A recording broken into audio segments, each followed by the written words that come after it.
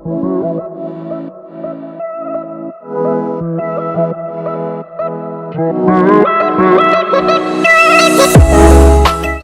સો good afternoon.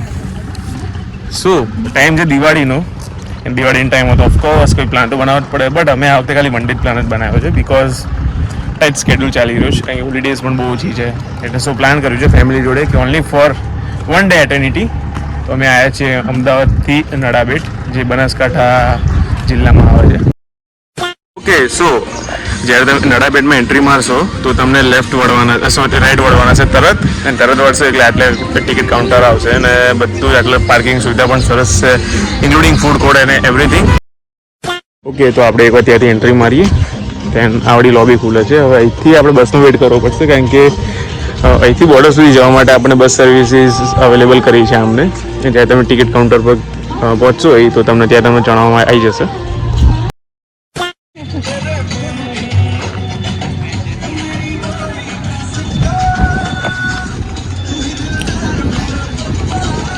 શું તો આવી બસ આપણને અવેલેબલ થશે, લાઈક આ જે બસો ફરે છે લાઈક સેમ ટુ સેમ આવી બસમાં જ આખું ટ્રાવેલિંગ કરાવશે. અહીંથી આપણને ડાયરેક્ટ લઈ જશે Pakistan border, and bus stand maybe પેલું છે, યસ.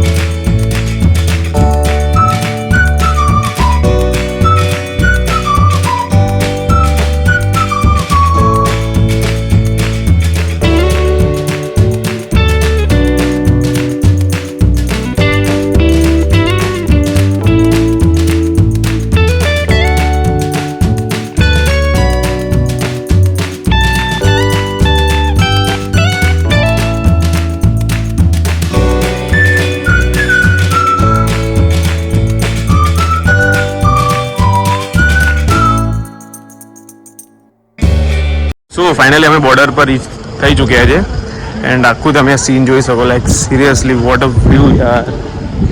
આખો જે રોડ છે ખરેખર બહુ સુપર છે. સારું છે કે પ્રાઇવેટ કાર બહુ આવવા નહીં દીધું, નહીં તો ખરેખર આખા રોડે ટ્રાફિક કરી નાખત. પણ પ્રાઇવેટ કારને એલાઉડ છે, ઇફ તમે અંદરથી પરમિશન લો તો તમને એલાઉડ છે આખું. But any way vote a view યાર, સિરિયસલી યાર, વોટ અ વ્યૂ.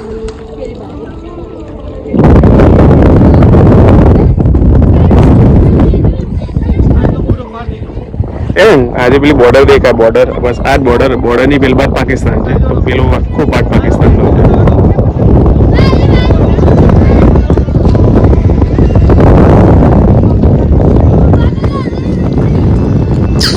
એન્ડ બીજી એક ફેક્ટ વાળી વાત છે, તમે આમ આ જે રસ્તો જાય છે ને ડાયરેક્ટ ધોલાવીરા જાય છે, એન્ડ આમ તમે જાઓ તો આખો રાજસ્થાન જાય છે.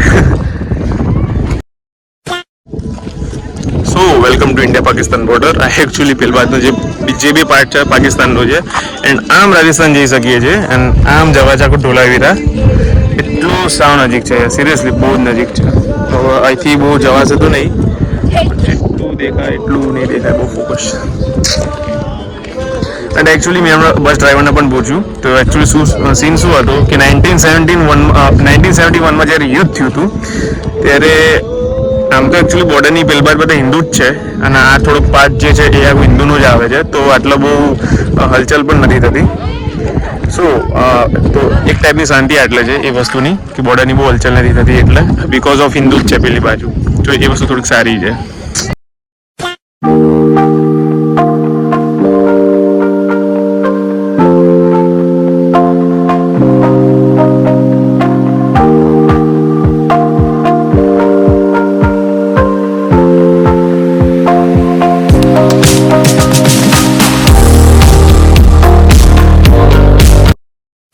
સિરિયસલી યાર, આ બહુ જ સાયલેન્ટ પ્લેસ છે, સિરિયસલી બહુ સાયલેન્ટ પ્લેસ છે. લાઈક તમે ચાલુ દિવસમાં આવો તો આટલો કોઈ જ નહીં હોતું, લાઈક ઓલમોસ્ટ ઘણી 20-30 માણસથી વધારે કોઈ આવતું નથી. બટ સિરિયસલી યાર બહુ જ સુપર પ્લેસ છે, મસ્ટ વિઝિટ.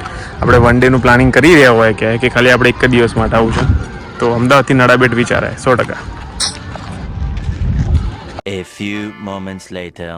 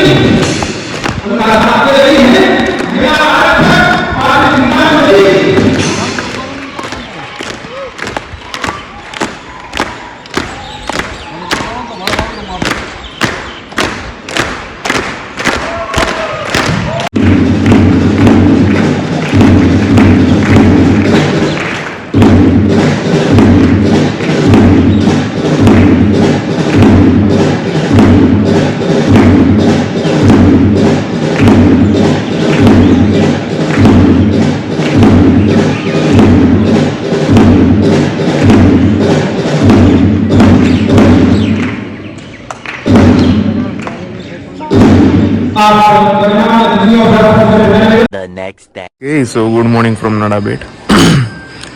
આ એકચ્યુઅલી એક ગેસ્ટ હાઉસ છે જે એક ટ્રસ્ટ દ્વારા ચલાવવામાં આવે છે, જે નાદેશ્વરી મંદિર છે એટલે નડાબેટ એમનું જ છે.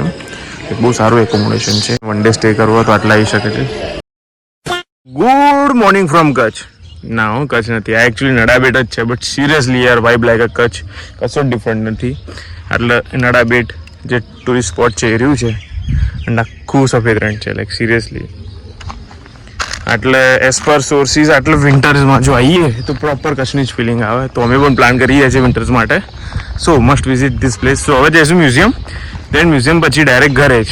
સિરિયસલી બહુ જ સુપર લોકેશન છે. આ નાદેશ્વરી માતાજીનું મંદિર છે અને એની પાછળ જ આ એક પ્રીમાઇસીસ છે જે ટ્રસ્ટની જ છે. સિરિયસલી બહુ જ મોટી અને બહુ જ બ્યુટીફુલ છે.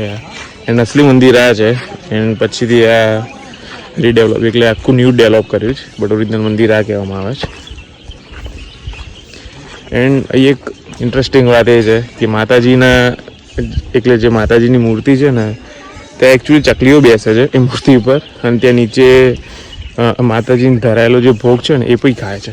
બહુ જ સુપર વસ્તુ કહેવાય યાર. ઓકે, સો હાર્યું આખું સરત ગાંઠે આ મ્યુઝિયમ બનાવ્યું છે નડાબેટમાં. અમુક જે ઇન્ડિયાનું આખું ટ્રેડિશન પણ એટલે શો કર્યું છે.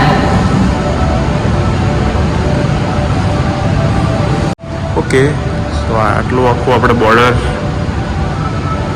શો કર્યું છે કે આપણે કયા કન્ટ્રી જોડે કેટલા કિલોમીટર્સની બોર્ડર શેર કરીએ છીએ આખું શો થાય છે. લાઈક પાકિસ્તાન જોડે સૌથી હાઈએસ્ટ કરીએ છીએ, ના એકચ્યુઅલી ચાઇના જોડે સૌથી હાઈએસ્ટ કરીએ છીએ, પાકિસ્તાનવાળા જોડે સેકન્ડ હાઈએસ્ટ, દેન 106 કિલોમીટર અફઘાનિસ્તાન, દેન ચાઇના જોડે સૌથી હાઈએસ્ટ, દેન પછી નેપાળ, ભૂટાન, મ્યાનમાર, બાંગ્લાદેશ જોડે એકચ્યુઅલી સૌથી મોટી કરીએ. સોરી ટુ સે બિકોઝ આ સિરિયસલી આખું આપણે બાંગ્લાદેશનું જ કવર કરી દીધું છે. તો યસ, બાંગ્લાદેશ જોડે આપણે સૌથી હાઈએસ્ટ કરીએ છીએ. ગ્રેટ. એટલા કે મોડલ શો કર્યા છે કે એ લોકો કઈ રીતે રક્ષા કરે, શું શું પ્રોટોકોલ્સ ચાલે છે, બધું આખું શો કર્યું છે આખા મ્યુઝિયમમાં. બહુ જ સારી વસ્તુ. ત્યાં સિમ્યુલેટર પણ છે એકચ્યુઅલી, જોઈએ ઇફ ટ્રાય કરાતું હશે તો આપણે કરીશું ટ્રાય. એટલે ઇફ આપણે વિન્ટર્સમાં આવીએ તો આવા આપણે ફ્લેમિંગોસ જોવા મળે છે. ગ્રેટર ફ્લેમિંગો તો એકચ્યુઅલી અમે જોયા હતા, કાલે જ જોયા હતા. એન્ડ આ જે છે વાઇલ્ડ એસ ગુડખર જેને કહેવામાં આવે છે એ બી અમે કાલે જોયા હતા. ઇન્ડિયન ફોક્સ નહીં જોયો કે ના બ્લેકબક કે ના નીલગાય જોઈ હતી, બટ સિરિયસલી સો સુપર. તો કરન્ટલી આપણે જે ગન્સ યુઝ કરી રહ્યા છે એ બધી શો કરી છે. સિરિયસલી સો સુપર. એકચ્યુઅલી સિમ્યુલેટર પણ છે, બહુ જ સરસ છે. સિમ્યુલેટરની પણ આટલા સુવિધા છે, એકચ્યુઅલી બહુ જ સારી વસ્તુ કહેવાય. ખાલી 18 વર્ષથી નાના માટે જ છે, સો તો મોટા લોકો અપેક્ષા ના રાખતા બહુ. એન્ડ આવડું શું છે, સેમ વસ્તુ છે. તો આ મોટા માટે છે, એ નાના માટે, બધું બાળકો માટે છે. એકચ્યુઅલી મોટા લોકો માટે પણ કંઈ એક્સપિરિયન્સ વાળું રાખો તો મજા આવે. બટ સિરિયસલી યાર જોરદાર વસ્તુ છે.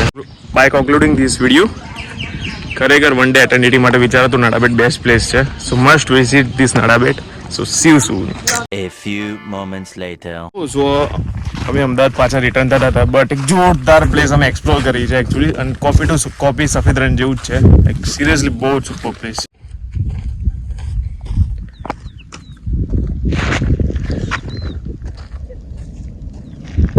બાજુ જોઈએ ને